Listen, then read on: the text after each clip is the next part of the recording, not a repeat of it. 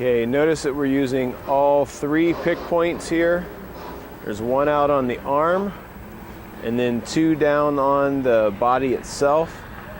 Very important, you have to use all 3. You cannot pick it up by the 1 out on the drill bed. This one out here.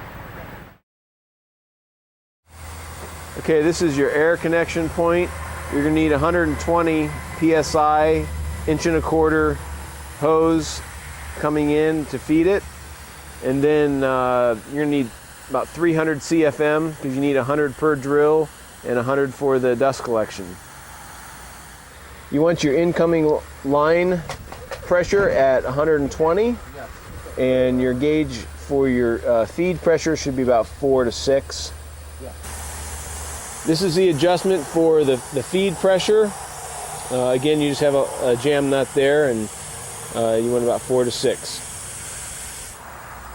What we're doing here is actually adjusting the depth in which we're going to drill, and we have fed the drills so that the drill steel is up against the concrete surface that you're going to drill into, and then you're just going to loosen these bolts and feed your depth guide rod to a 5-inch mark.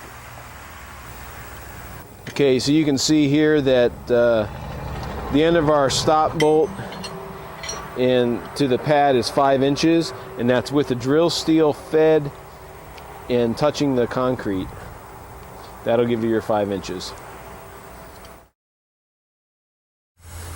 Okay, you can see the safety latch right here. Make sure you remove that before you start trying to feed that in, and then make sure you put this pin back in before you take the air pressure off, or else that'll just slide right down the rail. So that'll hold that in place for travel.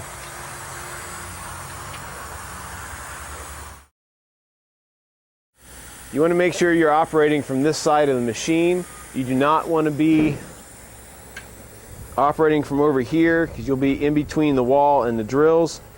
Make sure you're operating on the back side of the drill. To eliminate dry firing, what we want to do is when we're going to drill, we're going to turn the drills to the on position, and then we've connected the valving so that you can control the on-off of the drill and the feed with just this feed switch. So you'll feed it in, and the drill will go down and drill, and then when you feed it out, it'll return and then shut off.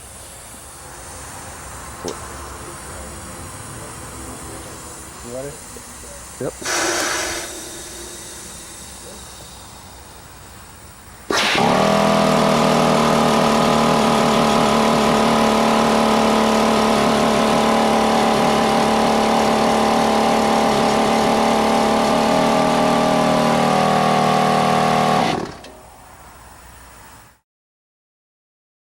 Okay, this end of the canister down here is your dust collection system.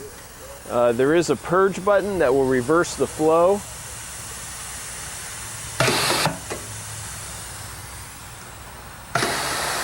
And that'll help keep your the boots down at the drilling site clear and the hoses clear down here.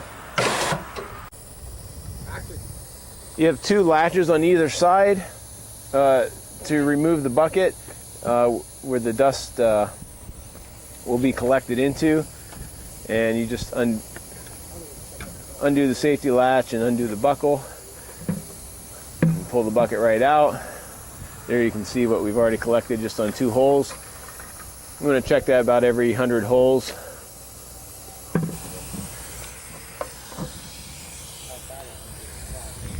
That was the underside of the dust collection system. You can see there was a big wing nut there, and that's to access and remove, clean the filter or replace a filter. They're Donaldson filters, so they should be readily available at a local retailer. Okay, this is the braking mechanism. It puts pressure down on the tire. Now the drill's locked in place and ready for drilling. Go ahead and release that. And that's the release. undo. This is a height adjuster rod. This will heighten the entire bed there. If you need to raise or lower that bed, you can do that just by loosening the jam nuts and turning it from the top here. We've mounted the rails on the swivels here. There's 10 bolts on each one. All you have to do is loosen those.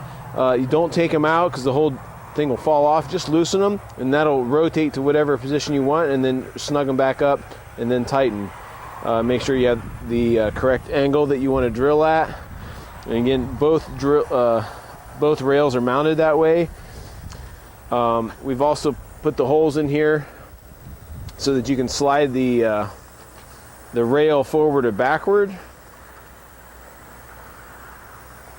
And you would do that just by loosening these 2 bolts and placing them in the desired holes. You can also move the entire rail down the main beam here, just with these 4 bolts. We try to make this as adjustable as possible for the job conditions. There is grease fittings down at each axle. Make sure you keep those greased. There's also some on the steering column down below and up above. Another grease. The drill steel will have play in it. That's normal. It should turn one way and not the other. If it turns both ways, there's some pieces on the inside that are wear parts, pawl springs and plungers, maybe even a ratchet ring that would need replaced. Remember, if you can turn it both ways, it turns one way and not the other. If the drill steel would get stuck inside the concrete, one way to relieve the pressure is with a wrench. You can grab it right here on the drill steel and turn a little bit. You never want to hit the drill with a hammer. I know that sounds silly, but you'd be surprised how many people do that. When you're putting the drill steel in, you'll want to, right here's the bolt, you just loosen that and flip this to the side. This bottom half will fall open. Make sure you keep your bearing guides in. There's the 2 split washer right here. And then you'll be able to put the drill steel in, snap it up around, flip that down in and tighten. The exhaust deflector will move, so you can divert the air wherever you want. Just make sure you don't store it in the up position like this, because rain will go in and it'll go right into the drill and rust it. So make sure you keep it down